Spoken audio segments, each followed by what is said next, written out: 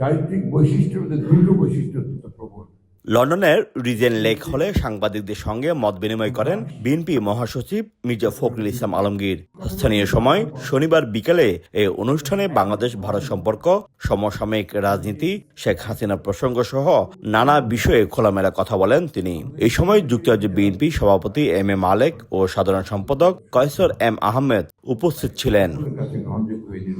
পাকিস্তানের দখলদারিত্ব থেকে বের হয়ে ভারতের অধীনে যাওয়া যাবে না মন্তব্য করে বিএনপি মহাসচিব বলেন, দেশের সার্বভৌমত্বের উপর আঘাত এলে কোনো ছাড় দেওয়া হবে না। আমার সার্বভৌমত্বের পরে যদি কোনো হাত পড়ে সেটা আমরা কোন বিষয় দেব।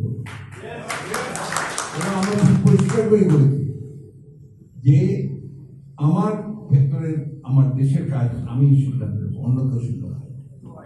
এখানে যে কেউ আমাকে নির্দেশ করবে, বড় দাদাগিরি করবে, সেটা আমরা কখনোই মেনে নেব না।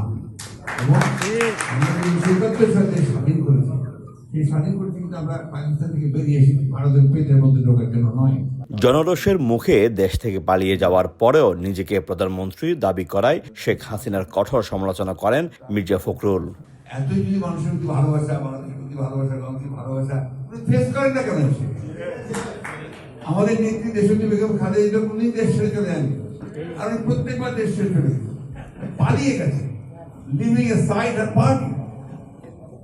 তার দলের সঙ্গে নেতা কর্মীদের কি অবস্থা আছে না আছে কিচ্ছু না জেনে তিনি পালিয়ে গেলেন। জাতীয় সরকার গঠনে বিএনপি কোনো প্রস্তাব দেয়নি জানিয়ে তিনি বলেন, শুধু বিদেশিদের উপর নির্ভর করে গণতন্ত্র প্রতিষ্ঠা সম্ভব নয়। জাতীয় সরকার গঠনের কোনো কথা আমরা বলি না, কারণ আমরা মনে করি যে এখন যে সরকারটা আছে, আমরা এটা মনে করি তার মধ্যে জাতীয় সরকার ইচ্ছে ভালো কিছু হবে না, বরঞ্চ জাতীয় সরকার আসতে আরো বেশি সমস্যা তৈরি হবে।